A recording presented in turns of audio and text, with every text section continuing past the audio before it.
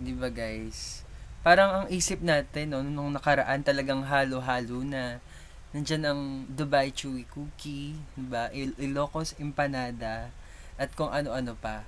Pero syempre, 'di ba, wag mo namang kalimutang, 'di ba? Ayain ang kaklase mo mag-review, 'di ba? Review ano tara, aral ano tara. Dapat linyahan natin 'yan, 'di ba, bilang mga estudyante. Ayan, sige, since patapos na, no, ang ating school year, it's important that we catch up sa mga lessons, 'di ba? Na lumipas na, at mga lessons na pinag-aaralan natin at the moment. Okay? Speaking of new lesson, our new topic would focus on receivables. Okay? So, ano nga ba itong mga receivables na tinatawag natin? Okay, let's start our discussion. Okay. So, the definition of receivables goes like this. Okay? So receivables are financial assets because they represent a contractual right to receive cash or another financial asset from another entity.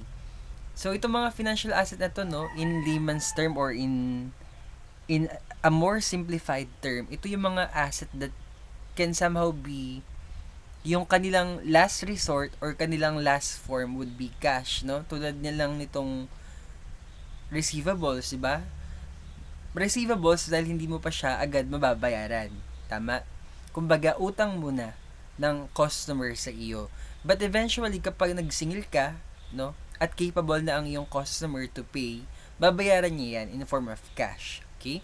So, that's just an example of financial asset. But of course, it's not limited to cash. So, maaring ito ay maaring ito ay stock, no? Maaring ito ay bond, at marami pang iba. Okay? So, it represents the amount collectible from customers or other parties arising from sale of goods, rendering of services, or claims for money lent.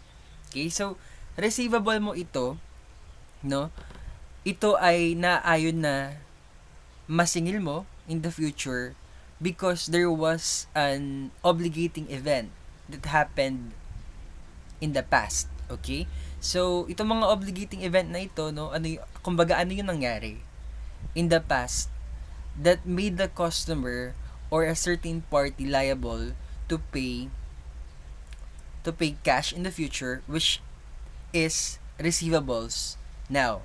Okay? So, tulad lang ng halimbawa dito, no, merong sales. Ibig sabihin, ikaw, no, for example, we are the company A, tayo si company A. Sige, gamit tayo ng Excel. Sige.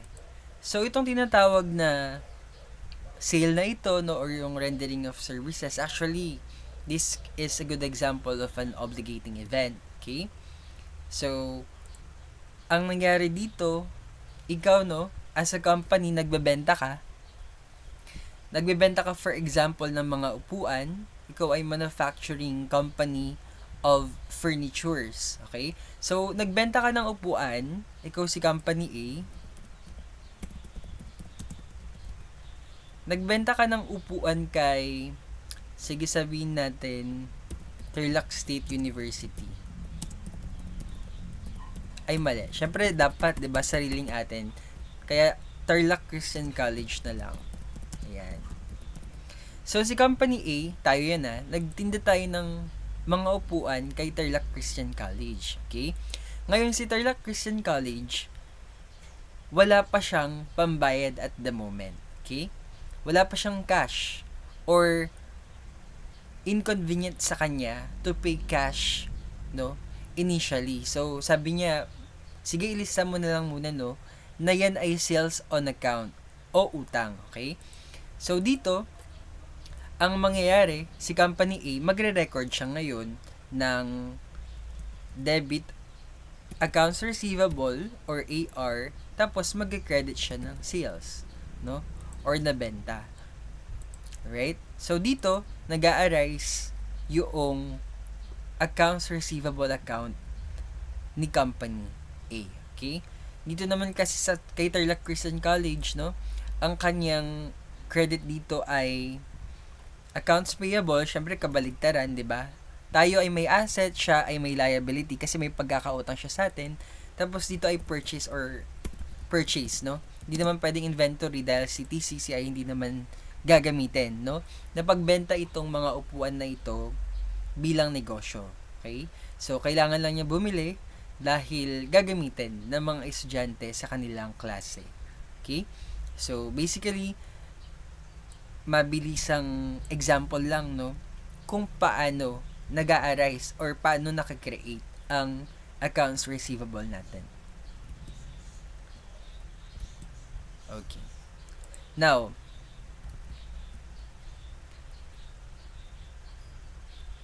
punta naman tayo sa measurement. Okay?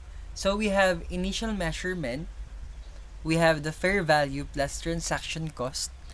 So, in the next slide, no, pag-uusapan natin, ano po ba yung mga example of transaction cost na tinatawag. And then, we also have subsequent measurement.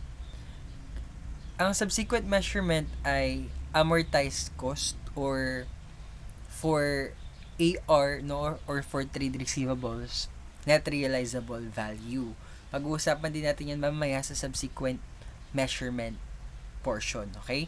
Pero initial measurement, kumbaga ang sinasabi dito, yaan yung paunang value ng ating mga accounts receivable, kung magkano sila i-evaluate at the time they occurred, no? Or at the transaction, kung kailan sila unang nangyari. Okay? So, sige. Before that, alamin natin, ano ba yung mga transaction cost at ano ba yung mga hindi kasama sa transaction cost, no? Para lang kapag lumitaw sa problem, for example, hindi malito, transaction cost kaya ito o hindi ba ito dapat may consider as transaction cost? So, we have here legal fees, no? Transaction cost muna tayo, no? So, all of these, no, itong mga limang ito are transaction cost. Legal fees, una, no? So, an example of this is the cost of drafting or notarizing a promissory note or loan agreement. Okay? So, maari kasi na kapag malaki, no, yung naibenta, for example, kanina si Company A, ang halaga, no, ng mga upuan na binili sa kanya ni TCC ay nasa 100,000. Okay? Syempre kapag ganong mga amount, 'di ba?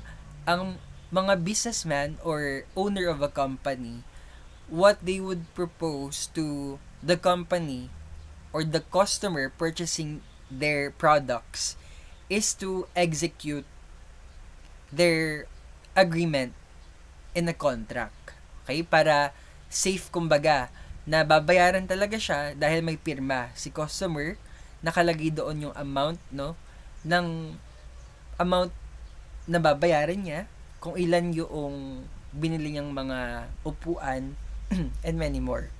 Maaari ding nandun yung time, no, kung kailan niya babayaran yung mga upuan na yon, mga discounts, kung kailan at kung sa anong kondisyon pwede mag-return, and many more. Okay? So, itong mga pag-aayos ng kontrata na ito, no, at pag-notarize sa mga contracts, of course, are part of legal fees, no? Maaari natin yung bayaran, no? Pangalawa, brokerage and commission fees. These are fees, no, paid to an agent for arranging a loan or factoring receivables. So, dito kasi maaring yung mga customers natin, hindi sila makapagbayad, no? So, maaari kang lumapit sa mga tao na mag-handle ng mga collection para mas mapadali sa'yo, no? So, for example lang, na itong mga taong napili mo ay makapag-collect, 'di ba? From your debtors or your customers na may pagkakautang sa'yo, maaari silang magkaroon ng porsyento, no? For example, ang masisingil nila ay 50,000, pwede silang magkaroon ng commission of let's say 5% of 100,000. Okay? So, yun yung commission fee dito. We also have bank charges, documentation fees, or processing charges for loan origination. Okay? So, of course, meron tayong mga charges, di ba, that are somehow being charged to us by the bank, okay, for processing fees, 'di ba? So, yan, hindi naman na yan lingid sa ating kaalaman, no? Na mayroong mga bank charges because the bank is providing service to us, then therefore, we are also paying fees, 'di ba? For their services rendered. Meron din tayong stamp duties and documentary taxes. So, meron kasing mga ibang kontrata, no? Nabanggit natin kanina yung mga kontrata na kailangan. So, may mga contract, no? Depende sa kanilang halaga na nagre-require ng documentary taxes or documentary stamp tax. So, di ko lang alam kung may na-encounter na kayo, but eventually, kakailanganin yan, no? Sa mga documents nyo. Even sa school, kakailanganin yan. So, kailangan yung bumili so that you can somehow enhance the credibility of your documents. Professional service fees, payments to accountants or consultants directly involved in setting up receivable contracts. So, maaring itong professional service fees ay malapit, no? O hindi nalalayo sa legal fees. Ang legal fees lang, I believe, hiniwalay siya because these legal fees pertain mainly to lawyers, no? Professional service fee, accountants, consultants, and many more. Okay? So, itong mga transaction cost, kung hindi ko matandaan lahat to, sir, ano yung pwedeng clue na pwede kong tandaan na lang kapag exam para malaman ko or masabi ko, makonsider ko na transaction cost itong mga fee or charges na ito. So, ang dapat mo tandaan, ang mga cost na ito or mga expenses na ito will be considered as transaction cost kung mai-incur mo lang sila dahil pumasok ka sa isang receivable contract, no? Pero kung hindi mo sila mai-incur, kung hindi ka naman pumasok sa isang kontrata or sa isang receivable contract, ibig sabihin, hindi sila transaction cost. Maari kasing ang mga cost, no, ay general. Maaring kahit hindi ka naman nagkaroon ng no, ng kontrata kung saan may pagkakautang sa iyo ang customer dahil meron kang ibinenta, ang mga cost ay na-incur mo na regularly. So, just for example, itong mga internal administrative cost, no? Itong advertising or marketing expenses, general overhead, itong mga cost na to, na-incur mo sila kahit hindi ka naman magkaroon ng receivables. No? For example, yung salaries ng mga accounting staff mo. Just for example, hindi ka makapagbenta for this particular month. Ibig sabihin ba, hindi sila sasahod? Sasahod pa rin sila, diba? Kaya, ibig sabihin, hindi sila transaction cost dahil ang mga cost na ito na-incur na bago ka pa pumasok sa isang transaction that somehow made the receivable occur. Okay? Same sa advertising or marketing expense. Kahit naman hindi ka pumasok sa receivable, di ka magkaroon ng sale, di ba? Magkakaroon ka pa rin ng advertising or marketing expense and general overhead. Magre-rent ka pa rin naman. Okay? Magbabayad ka pa rin naman ng kuryente. Okay? So, I hope malinaw tayo dito. Next, we proceed with the classification. So, we have trade receivable. Receivables arising from the sale of goods and services in the ordinary course of business. Okay? So, kapag kasi ginagamit yung word na trade, usually, ibig sabihin, ang particular account, no, ay nag-arise in the ordinary course of business, in the ordinary course of trade or business. So, ibig sabihin, in the operation, okay, of that specific field. So, dito, ang presentation niya sa ating FS, classified siya as current assets when they are expected to be realized in cash within the normal operating cycle or 1 year, whichever is longer. Now, sir, itong operating cycle na ito, parang hindi pa ako masyadong familiar, no? Ano po bang operating cycle na ito? Or normal operating cycle na ito? So, itong operating cycle na ito yung period, guys, no? From the time na bumili ka ng inventory or raw materials hanggang sa makapag-collect ka na ng payment from your customer. So, ang dating dito, kapag normal operating cycle, nag-i-start yan first, no? First, nag-i-start yan sa pagbili ng inventory or raw materials. Sige, nag-lista ko na siguro sa Excel. Oops. So, ang normal operating cycle, usually nag-i-start yan sa pagbili, no?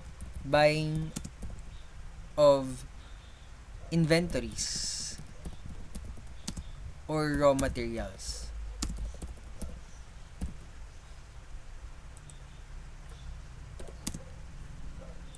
Pangalawa, meron ka ng mga raw materials, ngayon i-convert mo sila, di ba? Converting raw materials or inventory to finished goods or yung mga produkto, no, na pwede mo nang maibenta. Pangatlo, selling finished goods to customers. At of course, pang-apat ay yung collection na, okay? Collecting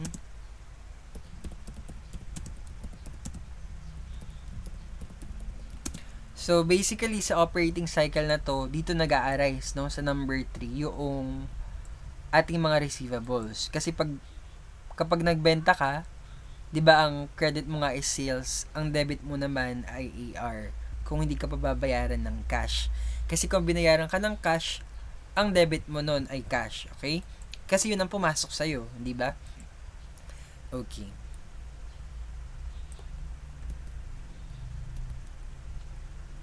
Okay.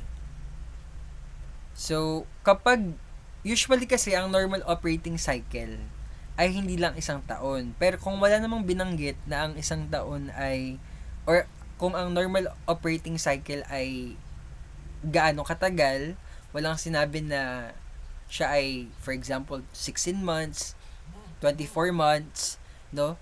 So, dito, ang ating i-assume or ang pinaka-safe i-assume kapag walang nabanggit kung ilang buwan or ilang taon ang normal operating cycle, ang i-assume, isang taon rin naman. Okay? So, ang example dito ay trade accounts receivable, trade notes receivable, and trade installment receivable. Okay. So, we also have non-trade receivables. So, these are receivables arising from other sources. Ang presentation dito sa FS ay current asset kapag yung portion na yun ay expected to be realized in cash within 1 year or the length of the operating cycle notwithstanding. Okay? Pero of course, kung yan ay beyond 1 year or beyond the length of the operating cycle, that is automatically non-trade receivable. Wala nang isip-isip pa. Okay? Okay. Now, balik tayo kanina, no? Yung initial measurement ng receivables ay transaction price or invoice price. Ang transaction price is, diba, yung fair value plus transaction cost kung may naibigay. And then, more consideration in our Excel, okay? So, to compute invoice price, it should be net of trade discount or volume discount and net of cash discount if the company is using the net method. Okay? So, ano ba tong net of trade discount or volume discount and net of cash discount kung net method? Okay? So, tignan natin. Excuse. Okay.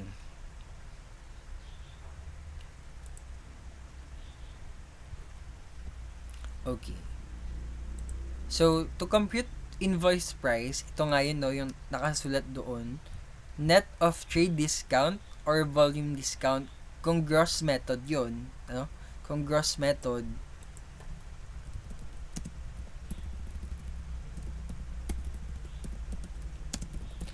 pero kapag net method, net din dapat ng cash discount. Okay? Okay, sige. So, dito, ito yung solution guide natin. And then, I have here a short illustration para mag-gets, no, at makompute natin.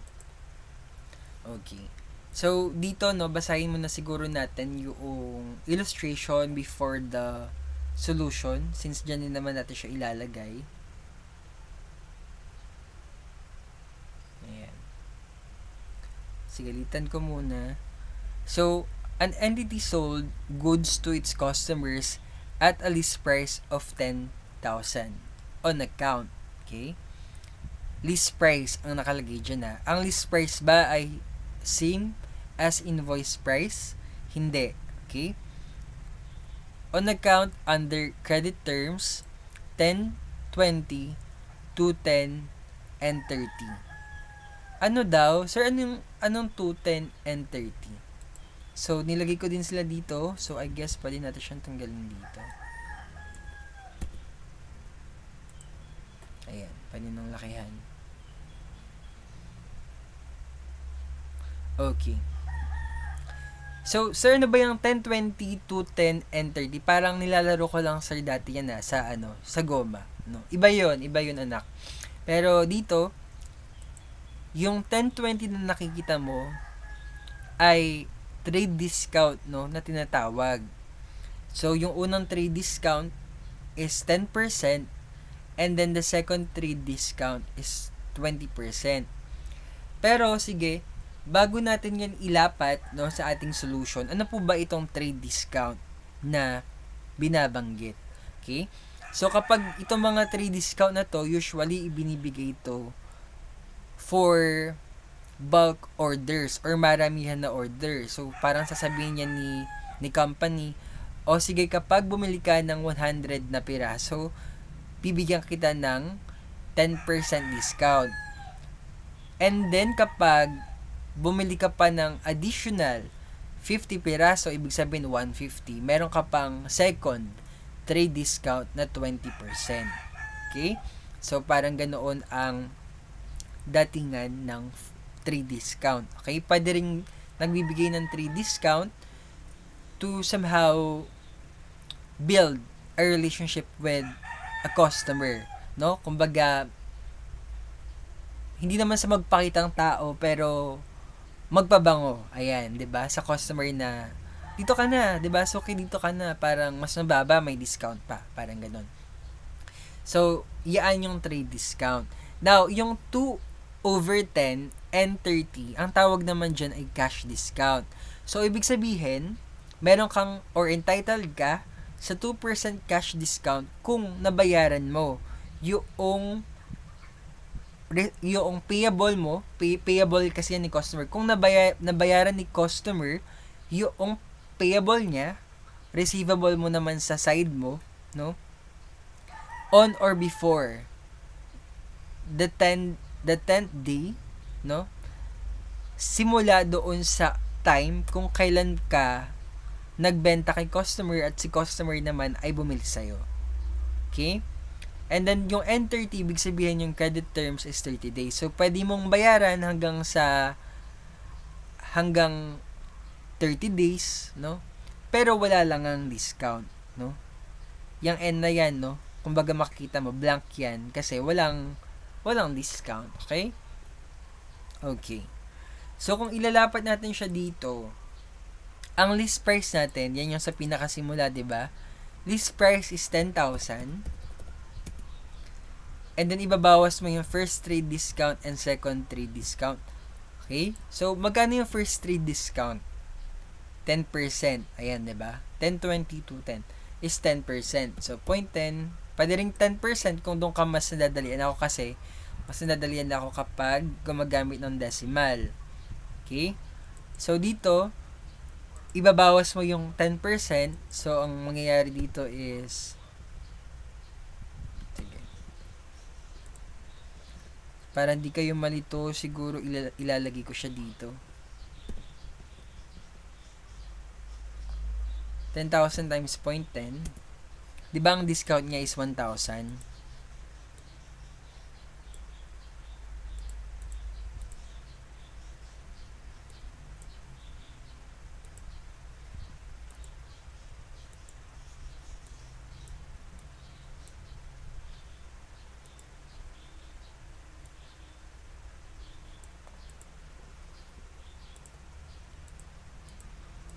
Okay.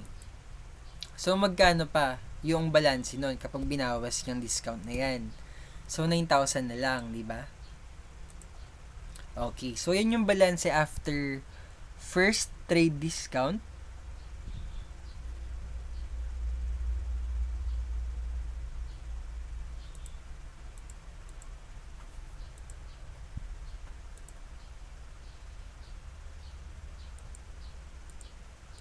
Okay.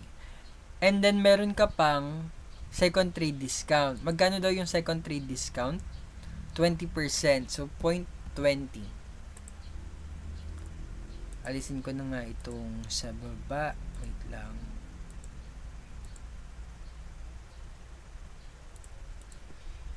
Okay. So, magkano yung 2% ng 9,000? Or 20%, I mean. So, 1,800. So, ibawas mo pa yan further. 9,000 minus 1,800. So, you have an invoice price of 7,200. Okay? 7,200.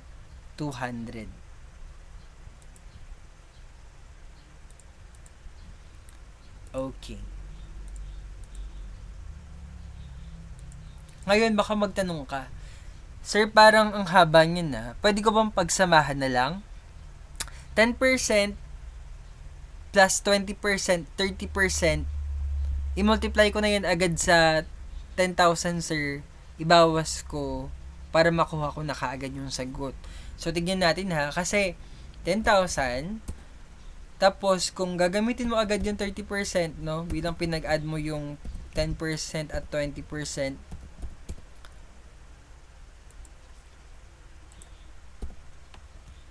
multiply mo,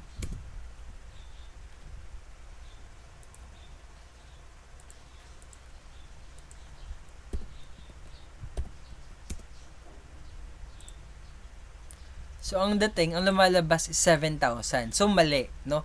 Hindi pwedeng i-add mo kaagad dahil nag-iiba yung base. Okay? So, kung ginawa mo, in-add mo kaagad, kinuha mo yung discount, sinubtract mo, mali. Okay? So, dapat, ganito yung gawin mo. Okay? Kailangan ito ang gawin mo. Okay? Okay. Itong tama, ito naman ay mali. Okay? Hindi mo pwedeng gawin yan. Okay. Alright. Now, nakalagay dito, no? Kapag naman kasi net method, ang invoice price should be net of cash discount din.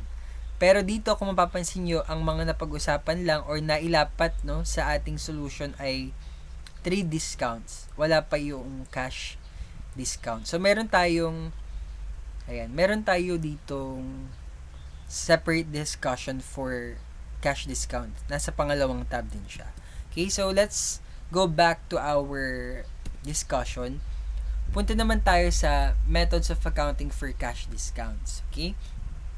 Ngayon, kung kanina ang trade discount, ang kanyang purpose is to somehow build a good relationship with the client or to encourage customer to purchase in bulk or to purchase more products, more items. Ang goal naman ni cash discount, kaya meron tayong cash discount na tinatawag pa, other than the trade discount that was already provided to us, no, similar in the example. Ang cash discount naman, ang kanyang purpose is to collect, no? Is to be able to collect itong mga receivables niya at an early time. Ibig sabihin, no, parang gusto niya is makapagsingil ka agad kahit na hindi pa naman due. Kasi 'di ba sa example kanina nakalagay and 30.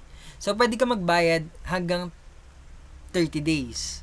Pero, wala ka ng discount. Ngayon, kung makakapagbayad ka daw, no, within 10 days, meron kang discount na 2% kung tama ang pagkakaalala ko. So, dito nahihikayat, no, yung mga customer na magbayad na kaya ako, no, after 10 days para makapag-avail naman ako nung 2% cash discount kasi sayang din naman eh. So, yun yung goal ng cash discount natin na tinatawag. Now, meron kasi tayong dalawang method for cash discount. We have gross method and then we have net method. Okay, so pag-usapan natin silang dalawa. So the timing of recognition of the cash discount is based on one of the following methods. We have first yung gross method. So dito, sales and accounts receivable are recorded at gross invoice amount, meaning the cash discount offered is not yet deducted from the invoice. So ibig sabihin, at the time of the transaction, hindi mo muna binabawas yung cash discount. Okay? Cash discounts are recognized only, second bullet point, when actually taken by customers.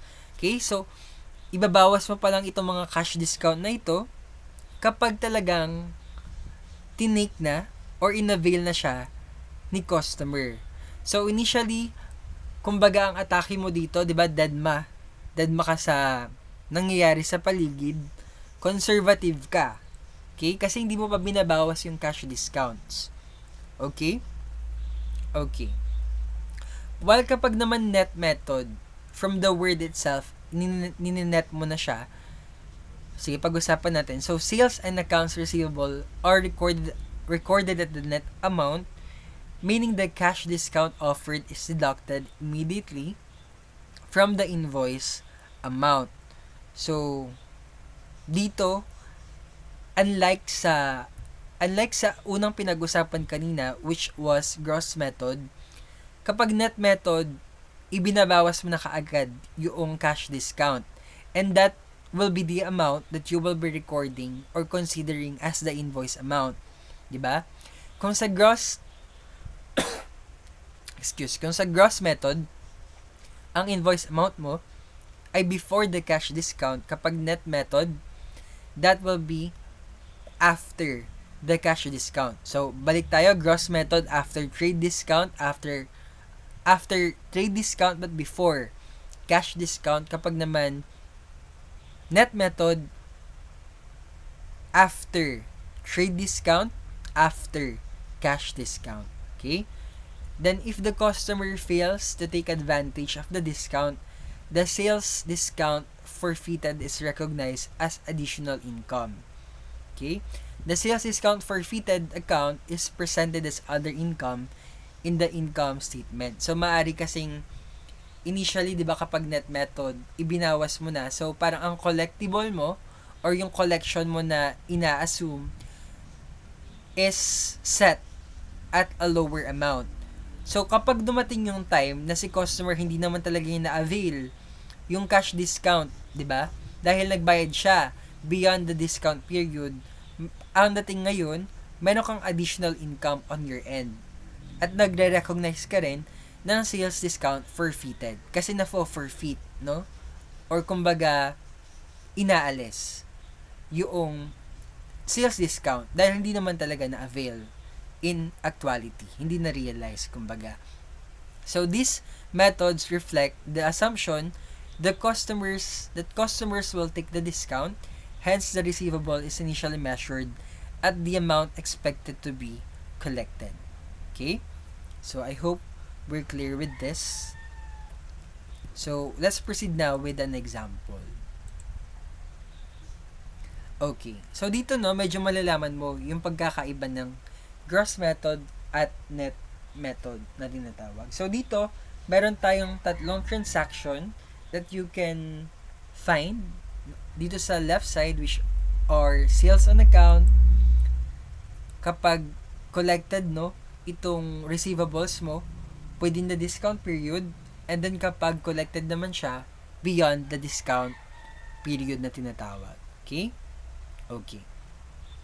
Sige. So, kanina guys, natatandaan nyo, for gross method, diba, nakalagay, to compute for invoice price,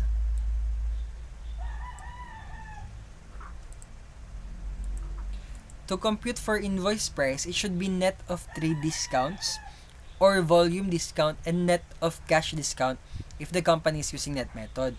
Pero, dito muna tayo sa point na it should be net of trade discount or volume discount. Okay? So, parang may hati kasi siya dito. Hanggang dyan, gross method tayo. Okay? Pero kapag kasi ininet mo rin yung cash discount, yan na yung net method na tinatawag. Okay? Okay. So, dito, itong invoice price na 7,200 na na-compute na natin earlier on, that will be the invoice price already for gross method. Okay? So, dito, i-record mo na yung 7,200 na yan na debit accounts receivable and then credit, sige, DR, lagyan ko DR.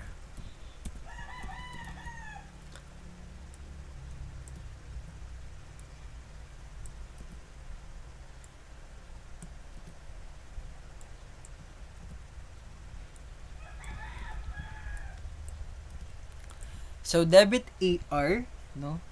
Kasi nga nagbenta ka at hindi pa naman bayad. And then credit sales. So, magkano? 7,200.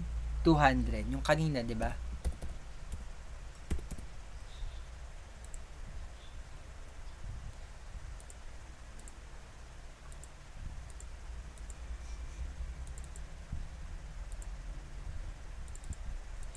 Okay. So, 7,200. Of course, dito, same lang din, 7,200, pero naka-negative siya. Diba kasi credit eh. Okay. Sa net method, sir, kung hindi po 7,200, magkano po yung i-record namin na AR/sales for net method, no? So, magkano nga ba? So, 7,200, ito na yung after trade discount or volume discount. Pero kapag net method, nire-record niya tayo na i-net rin yung cash discount. Now, what's left for us to do is to also compute for the cash discount na ibabawas natin further, no? Doon sa 7,200 that we have recorded for gross method. So, magkano ba daw yung cash discount? So, 2/10. So, ibig sabihin 2% kung mabayaran mo siya on or before 10 days. So, ina-assume mo kasi, no, initially na si customer, mababayaran niya yan within 10 days. Okay? So, ang i-record mo ngayon ay itong 7,200, pero ang gagawin mo, i-multiply mo pa siya further by 0.98. Bakit po minultiply further sa 0.98? Kasi 'di ba merong 2% na discount, 'di ba? Si customer or 2% na cash discount. Ngayon kung inalis mo yung 2% na yun from the whole 100%, magkano pa ba yung natitira? 98, 'di ba? So you have 7,056. Same lang naman sa sales, magiging negative lang. Okay? So sa mga hindi masyado nakaintindi na 98% yung ginamit, pwede rin naman ang gawin mo 7,200,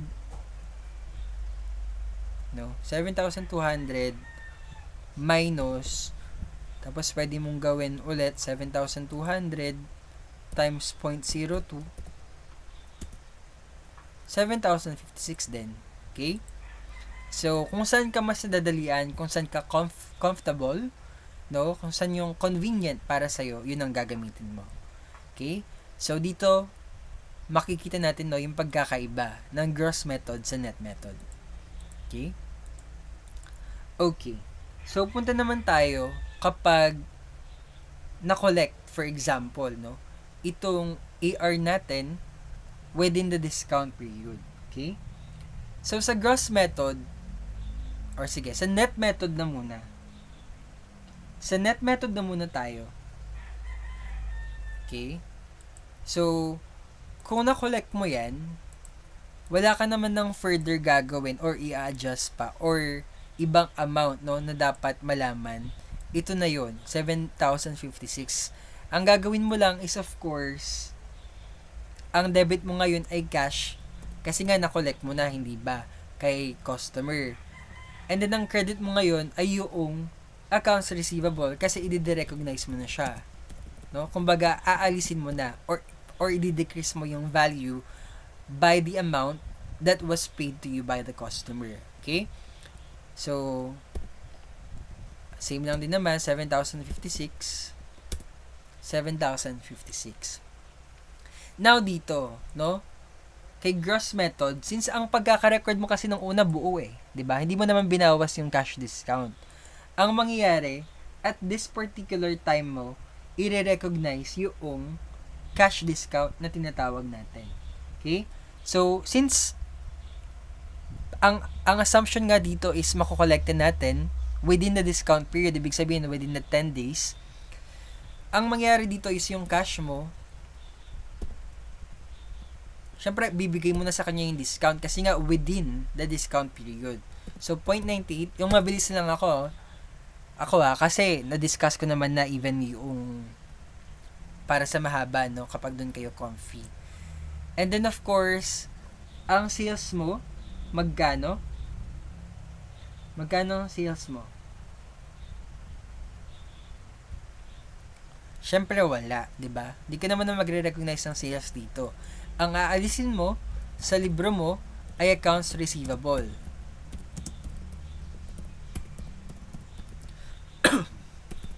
Okay? Magkano ang accounts receivable mo na aalisin?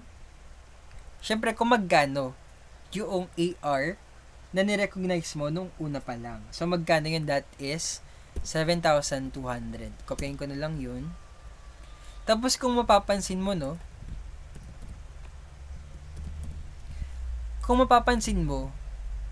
sir, hindi balance eh. Abunuin ko ba to, sir? No? Total, ano lang naman, sir eh.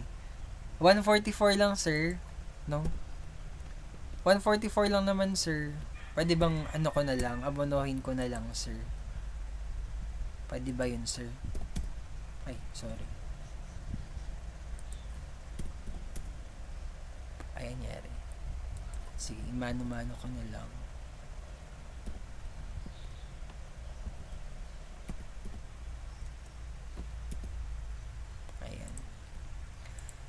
Okay. 144 lang naman, sir eh. Parang di ko na kasi alam kung ano ba yung i-debit ko dyan, sir eh. Okay lang naman, tutulungan naman kita, no? Ang i-debit mo dyan, sa 144 na yan, ay of course, sales discount. Ayan. Dito pa lang natin, no?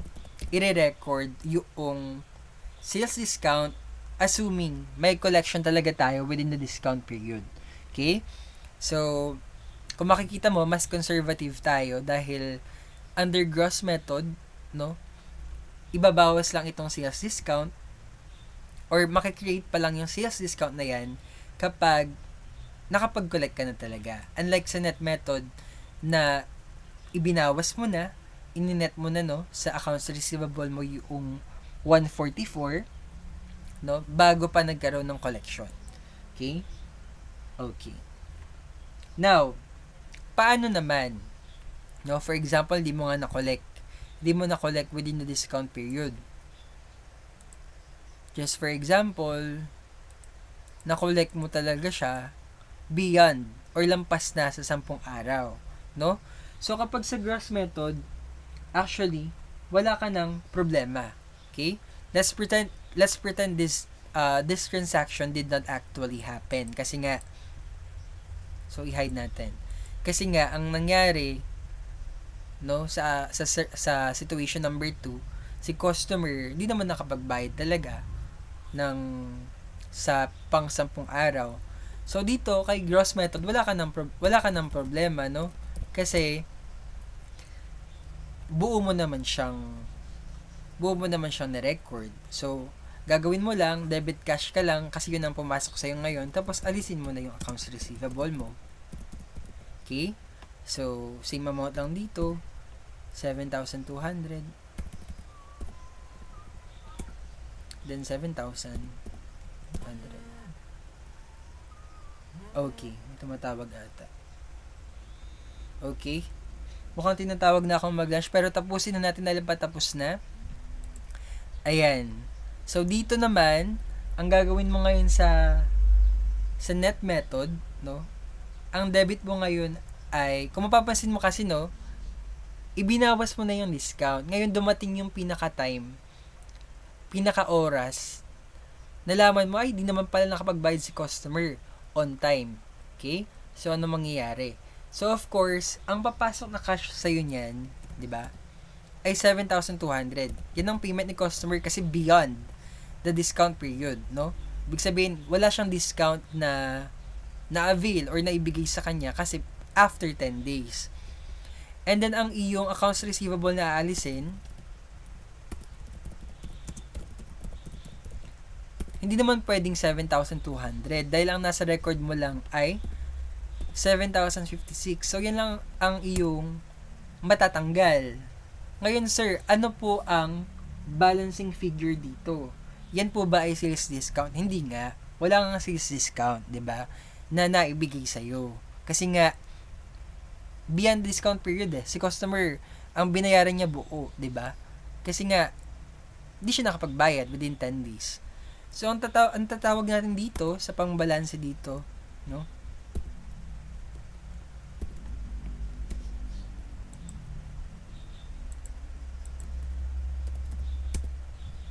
Ay, wait. Credit pala to. Yung CR na yan, guys, credit yan na. Baka kalahin nyo sa comfort room yan.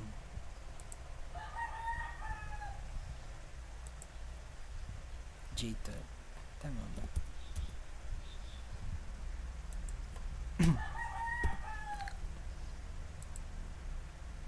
So, dapat negative siya. So, maybe this.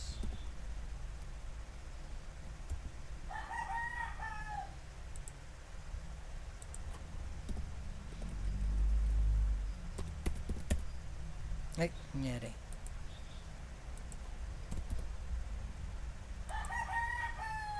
Let me see my formula. Okay, there.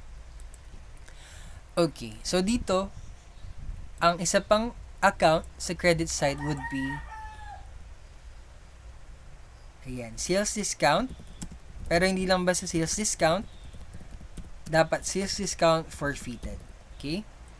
So, yan ang kasama sa debit mo. Alright. So, that would be all for now. No? Yan ang ating part 1 discussion for receivables. Later on, we will proceed with the subsequent measurement part. So, I suggest na kapag medyo naguguluhan pa dito sa part 1, of course, ulitin at pag-aralan muna at saka tayo mag-proceed with the subsequent measurement part or the part 2, no, of our receivables discussion. Thank you guys and see you in the next discussion. Goodbye.